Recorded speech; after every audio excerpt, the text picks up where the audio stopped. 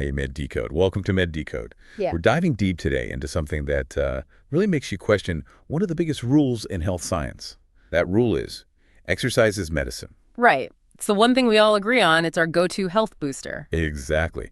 But what happens if the very air you breathe is actively working against you? And that's the crucial question, isn't it? We're looking at a huge global study today that suggests long-term exposure to polluted air doesn't just, cause its own problems. It seems to substantially weaken the protective effects of your workout. Wow. So it puts like a giant asterisk next to every run you go on? It really does. And that's why this deep dive is so important. Our mission is to dig into this massive study. We're talking over 1.5 million adults here to find the chemical villain, which we know as PM2.5. Yeah. And more importantly, to pinpoint the exact pollution levels where the power of our exercise starts to, well, break down. To do that, we have to start with the culprit itself. PM2.5, that stands for fine particulate matter. So particles with a diameter of less than 2.5 micrometers. Okay, 2.5 micrometers. Let's put that into perspective because that number sounds tiny and harmless. A single human hair is about, 50 to 70 micrometers thick? Exactly. So this stuff is 20, maybe 30 times smaller than a strand of your hair. So it's basically invisible dust. Invisible and dangerous. Because they're so small, your body's normal filters, your nose, your throat, they just can't stop them. So when you breathe them in, they go deep into your lungs and can even pass from there directly into your bloodstream. Which is already terrible. But now, let's lay your exercise on top of that. When you work out, you're breathing harder, you're breathing deeper. You're increasing your intake. So you're basically pulling in more of this toxic stuff and pumping it through your body faster. This study was designed to measure that exact conflict. Precisely. And to get a clear answer, the researchers, they went all out. They pulled data from 7 different studies. 7? 7, including 3 that hadn't even been published before. And they covered a huge geographic range. We're talking the UK, Taiwan, China, Denmark, and the US. Okay, so having that spread is vital, isn't it? You need places with clean air and places with really polluted air to see the full picture. Absolutely. That and the sheer number of people, over 1.5 million, gives these findings some serious weight. The goal was to see the combined effect of their physical activity and their long-term PM2.5 exposure on, their risk of dying from any cause, from cancer, and from heart disease. And when they measured physical activity, what was the standard? What did they consider enough exercise to get the benefit? They used a metric called mate hours per week. It's just a standard way to measure energy use. The sweet spot, the level that gives you the recommended benefit, was between 7.5 and 15 mate hours a week. Which, for those of us not counting Métis hours, translates to what? It's about 2.5 hours of moderate to vigorous exercise per week. Got it. Okay, so let's set the baseline. If you're getting that 2.5 hours in and you live somewhere with pretty clean air, what's the reward? The reward is huge. In that ideal situation, people had a 30% lower risk of dying during the study period compared to inactive people. 30%. That's a massive protective shield. It's the gold standard we're all chasing with exercise. Right. But here is where the story turns. You introduce pollution. So where does that 30% shield start to crack? What's the tipping point? The study found a very clear, very specific number.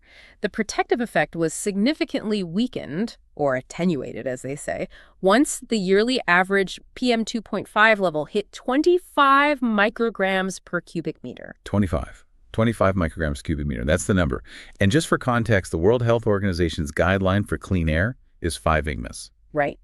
So we are talking about a pollution level 5 times higher than the WHO's clean air goal. And that's where your workout benefits take a nosedive. That's it. When the air is 5 times worse than the target, your exercise reward is drastically reduced. So how bad is the drop? If you started a 30% risk reduction, Yeah. What's a fall to once you're living in air that's consistently over 25 IGMAs? The fall is pretty severe. In those areas, that incredible 30% reduction in mortality risk, it didn't vanish completely. That's really important to say. But it plummeted down to only a 12% to 15% reduction. Wow. So it gets cut in half. Basically, yes. You put in the exact same effort, you run the same miles, but the air you breathe steals half of your health benefit. That's a perfect way to put it. Your effort is being undermined. And this isn't just some isolated problem, is it? How many people actually live in these conditions? That's maybe the most shocking part. The study points out that nearly half, 46% of the entire world's population lives in areas that exceed that 25 meganeal threshold. Almost half the planet. Billions of people are facing this. Okay, so 25 is where things get bad. But the study didn't stop there, did it? They looked at what happens in even more toxic air. They did, and yes, it gets worse. At higher PM2.5 levels, specifically above 35 micrograms per cubic meter, the protection from exercise weakened even more.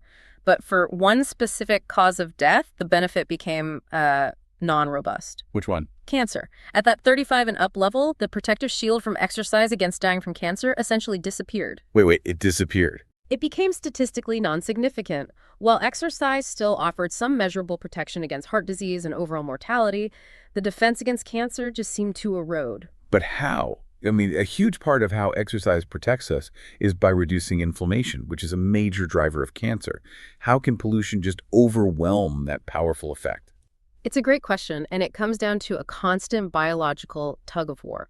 Exercise gives your body a short-term beneficial stress that reduces your baseline inflammation over time. But long-term exposure to PM2.5 causes severe and constant oxidative stress at a cellular level. Oxidative stress, which is kind of like your cells are rusting from the inside out. Exactly. And that cellular damage creates chronic system-wide inflammation. So when you're exercising in that environment, you're fighting this huge, ongoing inflammatory fire that the pollution is constantly fueling. At those high levels, the pollution is just creating damage faster than the exercise can help repair it. So the environment is literally working against your body's best efforts. Did this pattern hold true for everyone, or were some groups, like older adults, more affected?